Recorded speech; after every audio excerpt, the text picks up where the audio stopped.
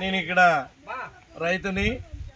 ఇక్కడ నేను పామాయిల్ ఉడిచి పామాయిల్లో మధ్య అంతర పంట ఏది వేద్దామని ఆలోచనలో ఉంటుండగా ఈ జెనోమెక్స్ GX 304 హైబ్రిడ్ మొక్కజొన్న విత్తనం అని నాకు విత్తనాలు ఉడవమని మరి ఈ కంపెనీ వాళ్ళు నాకు చెప్పగా, మరి మీరు ఈ మొక్కజొన్న విత్తనాల్లో ఎన్నో రకాలు ఉన్నాయి, వాళ్ళు నాకు కొత్తగా వేసినటువంటి భూమిలో వేయించారు. అంత తగ్గట్టుగా నాకు కూడా ఈ వాతావరణాన్ని ఏ విధంగా ఉన్నా తట్టుకొని నీరు ఎక్కువ తక్కువ వచ్చినా